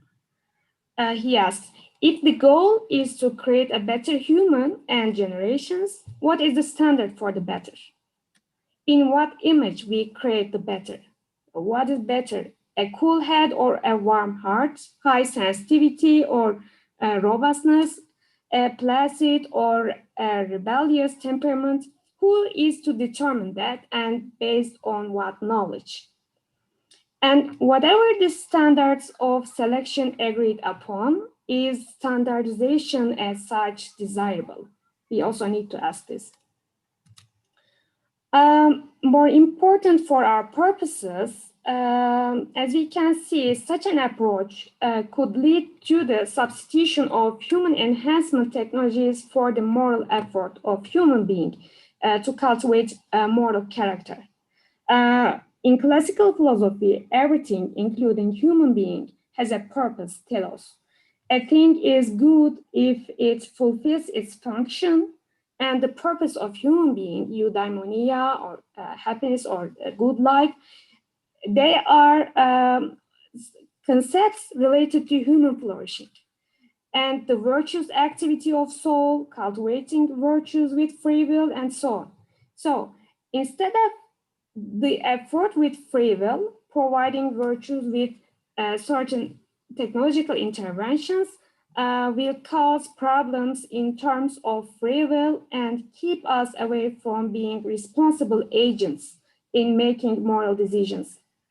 So moral bioenhancement has a problematic character on the axis of freedom and responsibility. And we ask, how meaningful is the life of human being with such interventions that make our life robotic?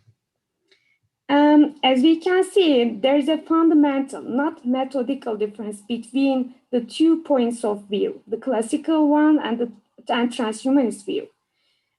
Classical view regards people as responsible and having free will and trying to build virtuous character. However, transhumanists try to make people virtuous through technological interventions. So the distinction is too sharp. And from their anti-essentialist perspective, human beings do not need to have free will. So there is no need for such a long and hard endeavor, or no need to make efforts to cultivate virtues. Considering this fundamental difference, it's clear that the objections from this point of view do not make sense for transhumanism. We are aware of this. In this framework, we may state that in the ideals of transhumanism, there is no ground for the possibility of virtues in the way we traditionally understand. However, still some objections can be raised against the transhumanist view, which claims to create a more just society by focusing on the virtue of justice. Although transhumanists assert the contrary, we believe that the ideals of transhumanism can lead to new injustices, both morally and politically, and may confront humanity with serious problems in terms of justice. So what are these problems? The first problem is the instrumentalization of the generation for which enhancement decisions are made. When we apply enhancement technologies by the intervention of genes, it means that we decide on behalf of the next generation. However, they are not represented in today's discussions. And what about negative consequences?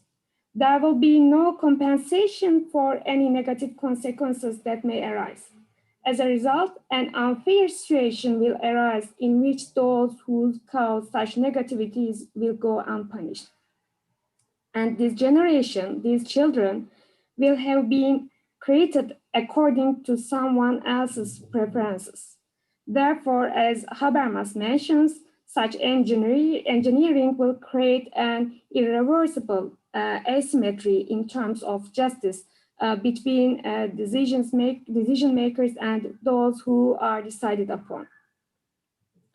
The second issue is about the risks and unintended results that may arise in irreversible enhancement studies.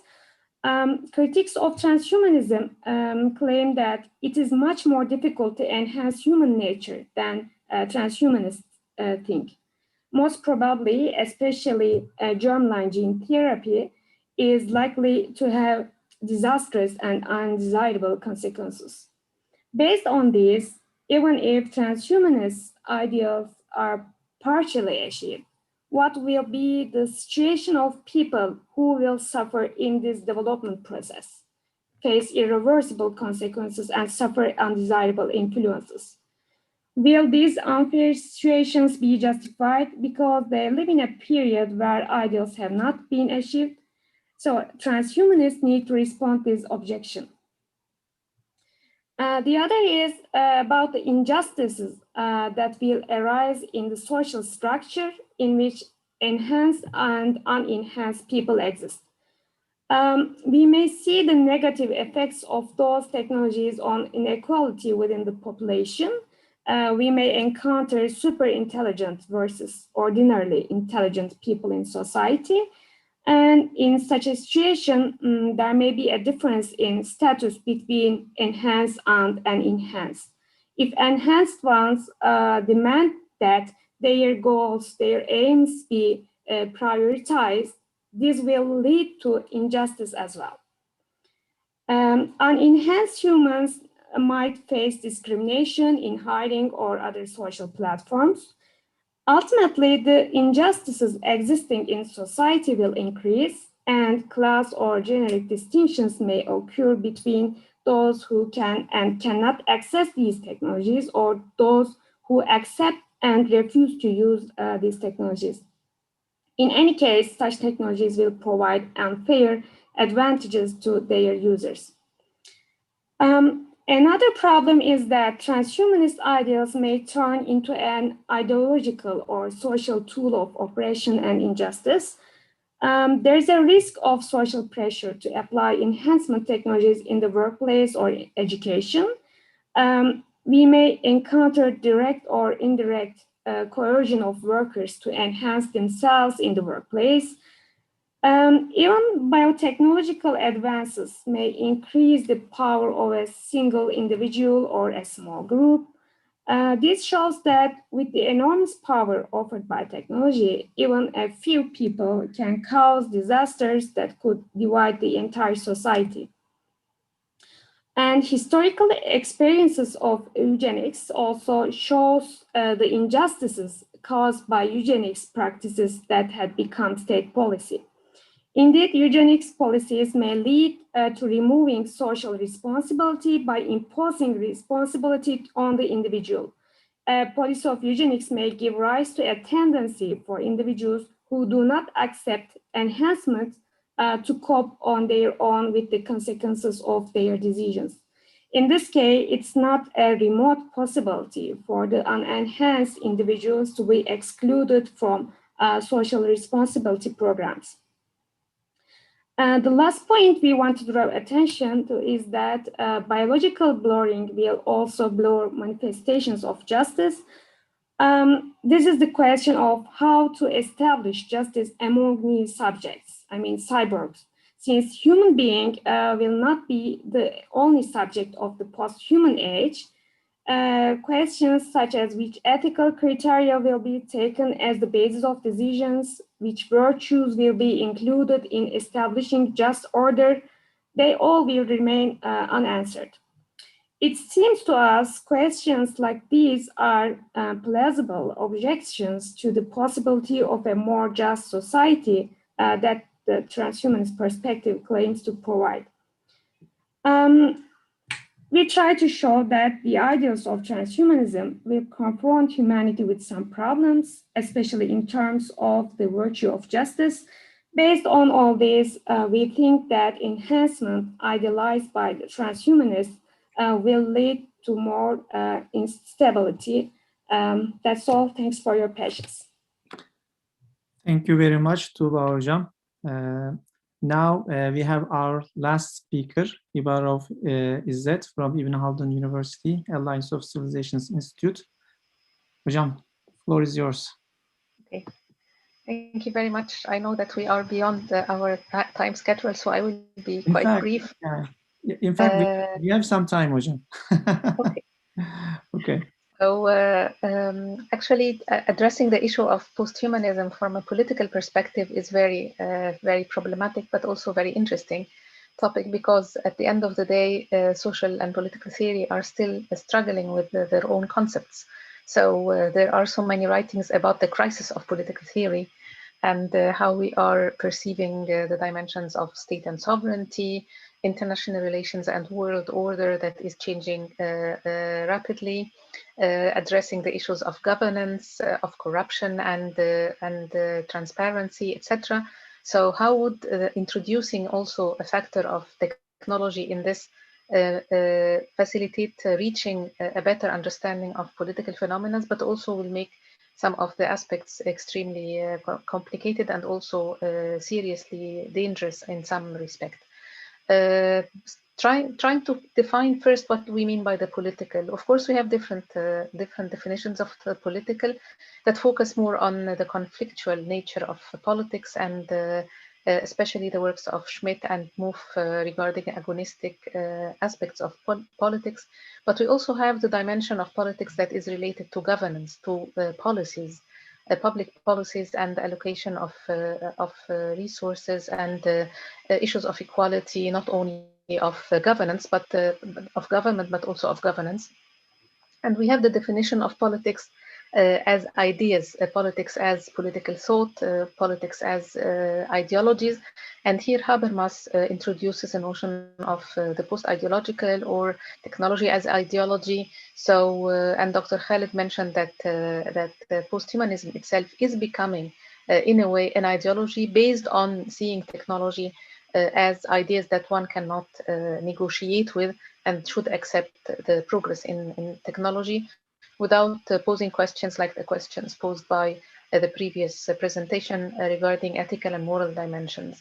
But we also have technology as culture, affecting very much our political culture and how we see power relations. And this has been addressed by scholars like Lewis Mumford quite early in his study of the city in history, or his study devoted to the understanding of techno. And we have Heidegger's perspectives regarding the relation between the human and the machine. And we have Ellul's, the French political thinker and theologian, who addressed also the dimension of the techniques and how machines and technology and science affect very much our culture in our modern times. Techniques are totally rational methods of understanding reality, and they are most of the time pushing the moral and spiritual questions aside. This will definitely have an impact. I will not repeat what was mentioned in the first presentation regarding the definition of posthumanism, and the second presentation as well. It's quite clear now for the listeners.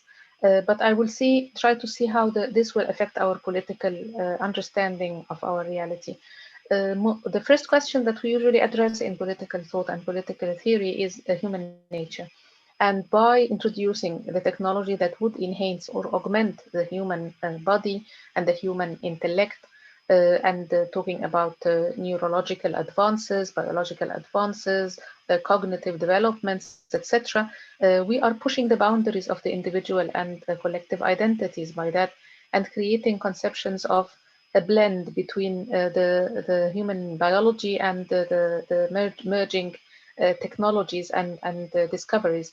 And this will definitely have its impact on questions like, is this accessible to all citizens? Will there be some degree of rights that will be representing entitlements to have access to such technology? And can different states actually provide their citizens with these technologies that are serving them in the medical sector and in other sectors or not? Amazingly, the COVID brought to the forefront the questions about equality in accessing even basic medical services. So the more advanced you go, at the same time, the question of the elitist nature of the access to these technologies. If we alter the genetic makeup of organisms and manipulate genomes, the question is also the question of the choice. Because if parents are doing that with artificial insemination, for example, or if they are making choices related to medical issues, to which extent can law and the state interfere in that? And to which extent can we put boundaries from an ethical perspective, as mentioned, based on political arguments? This will also be posed in the public sphere. But if we look at the public sphere in most of the third world countries, we'll find that it is basically muted in terms of taking decisions or participating in the decision making regarding the access to such technologies from their positive side that are serving human needs. At the same time, we are witnessing a degree that is already in the postmodern era of liquidity, as Zygmunt Bauman has described. And posthumanism is taking this liquidity even further by assuming a full control of the individual over not only his decisions in life, but also over his own body composition, over his identity. So invented moralities and invented identities are rising. And with transhumanism and posthumanism, many questions will be asked in the public sphere. And we usually, when we talk about politics, we ignore the dimension of public virtues. We think of politics as power conflicts, or think of politics as international relations, but it's also about the public debate. It's also about the public. And the dimensions of the public here are very much affected by new technologies. If we think of how to define public interest, how to provide public services, how to have public choices, how the public opinion in this sort of what Ahmed in the first session described related to authentication and verification of the information. So how is the public opinion going to be formed, and also the public goods, and how transhumanism is not necessarily addressing the ideas or the notions of social justice and equal accessibility of these technologies. Another dimension would be the dimension of governance and government, the digitalization of the services and the relation between the agent and the citizens and the structures, the bureaucratic structures that are basically governing our life. So more and more countries are digitalizing everything related to the government, which gives the government at the same time a lot of access to the information of the individuals, and there is a high degree of lack of privatization, let alone the possibility of hacking these information for different reasons. Small example that people usually refer to that is not addressing the high politics as we call it, but rather the everyday politics, is that your information is basically exchanged for different reasons between different companies for marketing reasons, and whatever service you are asking for or a merchandise you are buying online by e-commerce, etc. At the same time, most of the websites or most of the access to that, not only in terms of being exposed and vulnerable towards government, but also towards companies and the capitalist system, they access all the time. And many people, when they face this sort of window that says, do you approve using our cookies and exchanging the information we get from you, they just click yes. I mean, they just don't want this window popping up. Nobody basically goes and checks all these conditions of use of service. So this vulnerability and this exposure is one of the issues that are now embedded in everyday life because of the use of smartphones and other devices that allow governments to have access to our information. A third dimension would be augmented intelligence in terms of its usage, actually, the use of artificial intelligence, not to achieve augmented intelligence that is accessible to all, but basically to control. So we have many examples, and China is the biggest example of how to use artificial intelligence and technology, not to help augment intelligence and to grant that to all citizens, but basically, and grant all opportunities to all citizens, but basically to control and classify citizens in a way that undermines the notion of citizenship itself by extreme surveillance and by grading the citizens according to their obedience to the authority, that in a way that is unprecedented, basically via the use of technology in a post-human age. We also have the dimensions of identity, because if there is no ethical limitation and if there are no moral questions posed in a post-human age, then what type of collective identities can we actually build, and what would be the bonds? And this is very much related to a following point that I think is very important and should be highlighted when we're talking about politics and posthumanism and technology and artificial intelligence and all these aspects, is actually the urban space. Urban spaces are now reshaped by global capitalism, and we are witnessing a rise of smart cities. And we can give two examples from the Middle East, from our region. The example of the new capital in Egypt, in Cairo. Cairo is being replaced now by a mega project of a new capital that is built 40 kilometers away from Cairo, and it's going to be a smart city. And we also have the city that will be built by Mohammed bin Salman in the northern western part of the Saudi kingdom. And these new cities will actually reform our notion of the public space and the public sphere, because they are quite elitist, run by technology, over securitized, and there is not only a talk about the race dimension that was mentioned in the Syed Mustafa Ali's talk, but also the dimension of segregation and urban apartheid. Because more and more in the cities, either we have gated communities or new cities built from scratch altogether that are now rising as a phenomena globally, not only in the Arab region and the Middle East. And hence, how would this reshape our understanding even of the political community itself, of the nature of the public sphere itself, and how it would lead eventually to this social apartheid that we are witnessing, enhanced by these technologies that we are seeing. Education is an issue here because with that technology, not only in the case of non-democratic countries and regimes, not only would there be a benefit from technology and artificial intelligence and science in education, but it will be used in education to basically control.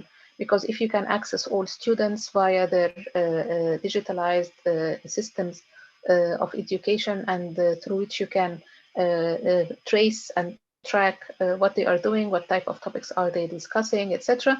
It makes people also very vulnerable. And the example that we already have is social media. If governments are controlling your opinion on social media and arresting you for posts in many of the Arab countries and the Middle Eastern countries, then they definitely can have access if there is a digitalization of the educational process, especially in the universities. So these gaps that are rising at the moment are actually of concern for anyone who is thinking about the future of politics in our world, but foremost in the third world. And all the notions like Dr. Khalid mentioned regarding posthumanism and the future of our world were criticized by thinkers like Fukuyama quite a long time ago. Fukuyama has been writing about that for 20 years now. How the changes in the social classes and economic classes will basically make all the knowledge that we used to depend on coming from ideologies like Marxism and liberalism, etc., to understand, not only to reshape the political sphere, but to understand politics, because they are also analytical paradigms, will be changing. And this will make the ability of dissent extremely difficult. Politics is not only about government, it's also about revolutions. So the notions that Antonio Negri and others introduced regarding democracy and the multitude, etc., and how we can change political circumstances in an age of empire will be extremely challenged with the changing of the setting that will not allow people to find ways to perform dissent in a way. Sovereignty and state sovereignty is also at stake. The examples that I always give in my classes is that we used to have all these signs saying photos not allowed when you are walking around in any city. Now everything is on Google Earth. So we discover in many countries in the third world today what the government is doing or constructing, even of airports, of new buildings, of new neighborhoods, etc., from Google Earth. We know ahead before the government already announces what it is doing, and this is a good potential for us to keep an eye on public policies and the corruption or the use of public resources. But at the same time, it's also limited by our inability to affect, to have an impact and to stop such changes. Last but not least, I wanted to highlight that politics is not only about peace and government and democracy and the human rights and public policies. Politics is also about war. A core definition of politics is related to war and identifying the enemy, as Carl Schmitt mentioned.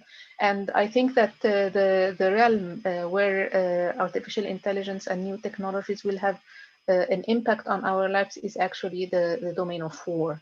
With the rise of the use of drones and also robotics instead of soldiers, which has been in experimentation for quite many years now, we are witnessing a change in the nature of war itself, and hence there is a serious need to see how this should be given attention by legislators on the international law level, because the coming world war will not be a world war like the Second World War. It will be a new type of war, and technology and artificial intelligence are an important component in that. And I think that this sheds a lot of shadows on the future of peace in the third world. More and more armed conflict will be ahead of us, and they will not be like in the form of big wars, but rather small conflicts where the manipulation of technology will decide the winner. Not how much ideology you have in your baggage, and not how much traditional armament you are using. So I think that that also war in terms of artificial intelligence and technology is witnessing a huge change. Parallel to that, and this is my last point, we have now a new phenomena rising, which is the rise of mercenaries. So the use of technology by non-state actors, not only the technology of war, but also the technology of media. And ISIS is a very interesting example in this regard, and a dangerous one as well, because it can penetrate and at the same time ruin the ability of those who stand in between authoritarian governments and violent non-state actors and their military brutal tactics, where people actually have little power to widen the mainstream in terms of democratic politics that is based on authentic and original and local and humanistic perspectives and struggles and networking. So if we are thinking about notions like global civil society, for example, it is facing quite a challenge these days because the era that we witnessed by the turn of the millennium of a rise of global networks in order to serve many purposes is now challenged by these many conflicts that are located in different areas that might not seem very dangerous to the world peace, but at the same time they are reshaping the future of different regions. And I think that the Middle East is one good example for that. Here I stop and allow you to open the floor for questions and discussion. Thank you very much, Heba Hocam, for this wonderful talk. I felt myself so powerless, Hocam, after all these presentations and all these aspects, frontiers of conflict and war. We will do our best to. I feel I felt really small and powerless. No. We should also talk more about, how to respond. And maybe as Nagihan also suggested in the chat, we need more sessions, maybe focusing on how to respond. Yeah. I think we have a wonderful job here describing the problems, the threats, but also we should maybe specifically ask questions, how to respond to all these new developments. Okay. I have a not a question, but something that came to my mind, Tuba Hocam and Nazan Hocam, when you were talking about like moral enhancement. It happened to me as if the goal is creating these angels. The angels they are described having not committing any sins, not doing anything wrong, and etc. But the irony is that human beings, with all their shortcomings, are conceived superior in the hierarchy of beings. I don't know whether it happened to you to use this discussion in Islamic theology, the place of angels, and maybe it can be used as a inspiration to approach this question of posthumanism. I don't know whether it happened to you. Angels, their morally superior status, but at the end they are inferior to humanity. This is what I understand, at least. Anything? I think Nazan. Okay. Just I can say yes, angels and cybernetic organisms are, or biotechnological entities. Both are. You would like to say both are similar, or? No.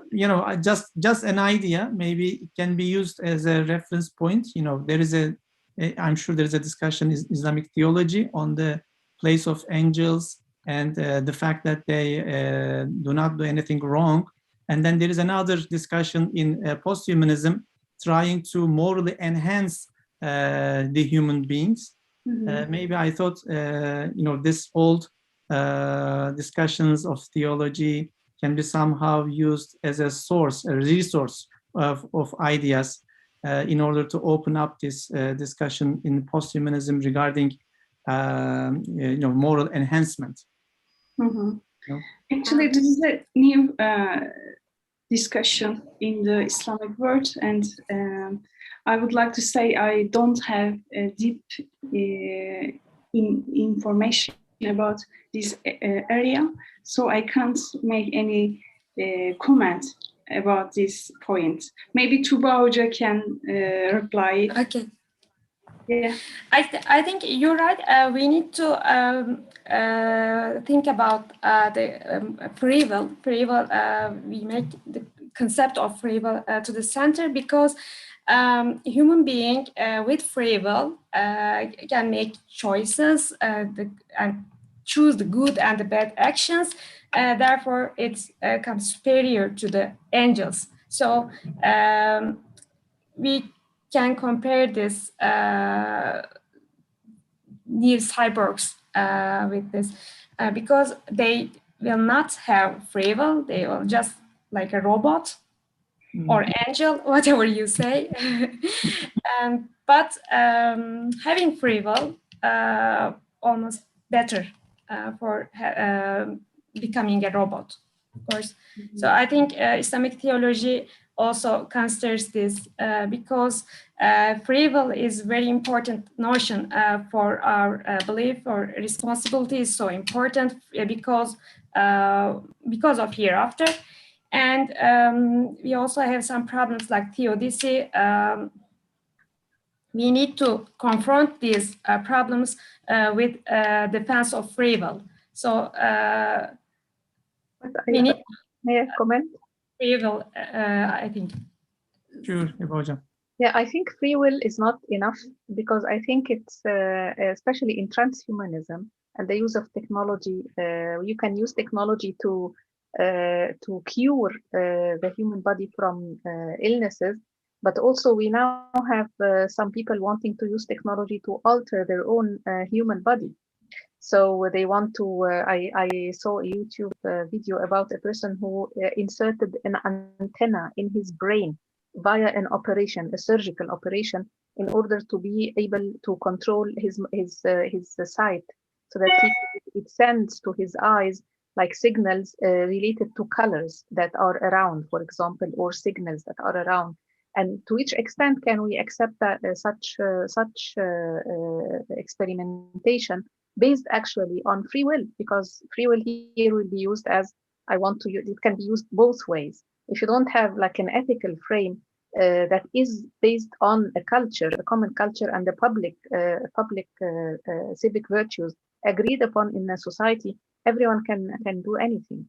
And this is actually the dilemma. These cases might be a bit weird and a bit awkward and random and rare, but at the same time they pose the ethical and moral questions that are related to free will. Free will can be a door for empowerment, but it can also be a door for a lot of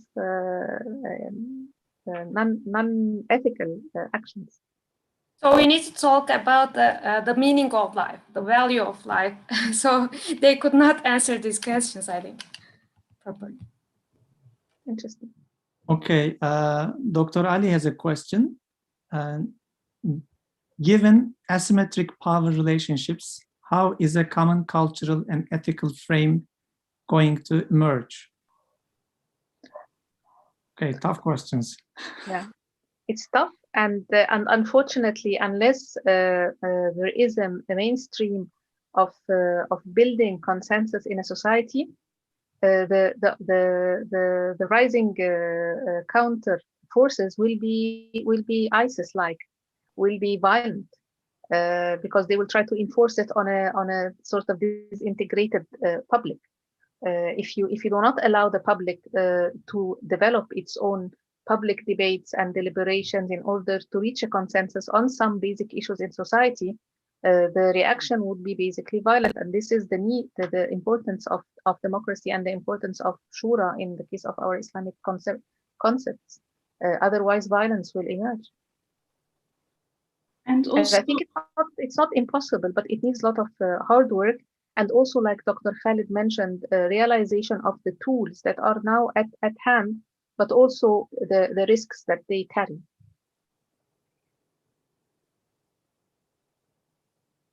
Dr. Ali has a following question. Why don't you say it? Yeah, you can say it. You don't need to type it. Yeah, exactly. Yeah, unmute yourself, please. Okay. Yeah, I didn't really want to interrupt the flow, but thank you for allowing me to ask the question. So my concern is really about the drawing of attention to non-state actors like ISIS, etc. Because my reading of the world system is that the international system, at least from the Treaty of Westphalia onwards, if not earlier than that, it emerges through violence. It is forged through violence. It is maintained through violence. In other words, that the interstate system itself is a violent entity. So it seems to me that if we're talking about violence, okay, we can see non-state actors like ISIS as a problem, but I would suggest that the world system itself is the problem. Yes, and dismantling the world system, I mean, I don't suggest that it's easy to do that, but in transitioning to a post-Westphalian configuration, I think that needs to be something that's at least entertained. I don't know how that's going to be affected, and certainly operating within the language game of, you know, international relations and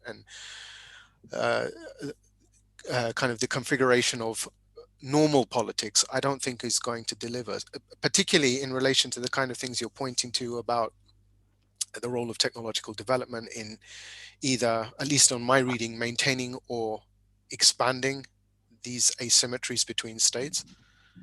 So I don't know. I'm just, so the question is really, you know, I think it's easy to take away from this a reading that says, well, ISIS violent, states legitimate, but the legitimization that the states give themselves is a violence. Yeah. No, I'm not endorsing this type of Westphalian sort of notion of sovereignty, because it has been also affected by all these changes. At the end of the day, many people who are having very little power can actually hack big structures, and there is that sort of digital Robin Hood, you know, that is trying to get the information from the rich to the poor. We have even in the universities, we have the examples of violating some basic laws of copyrights by many students, you know, putting online whatever they can have to make it available, especially with an ethical pretext that they want to make it available for those who can never access these writings and can never buy the books anyway. So they are not taking from the market of the publishers. They are basically extending the knowledge to others. We can argue about that, of course. I'm not advocating it, but it's there. People are trying to struggle with this monopoly of knowledge and monopoly of technology, and it's there are so many ways, because there is a great complexity. I think that it's worth having maybe another seminar or something about the way to penetrate the system from the margins. You know, not necessarily from the core. We don't need like to launch a war against the state, but at the same time, I disagree with Ercüment. I think that we are not helpless. I think about that not only rationally, but because of the study of history, but also I think about that religiously. And God will never put us in a situation where we are completely helpless. I mean, if the door is closed, the window is open. This is my belief, and we have to look for it. This is my idea, and how to look for it in a very complex system, and how to see which side, where is the soft point of the system, and the other soft points from inside, from the margins, that can actually, on the long run, maybe even on the short and medium term, change at least the course of some events to make them less harmful to the majority of people. And it needs, I think it needs collective work. It needs people coming from different scientific backgrounds, aware of the limitations of what they are doing, and ethical enough not to sort of transgress or to go beyond, يعني يطغى, according to the Quranic term, and also having a clear vision about what type of a new world they want to have, because there will always be competing visions.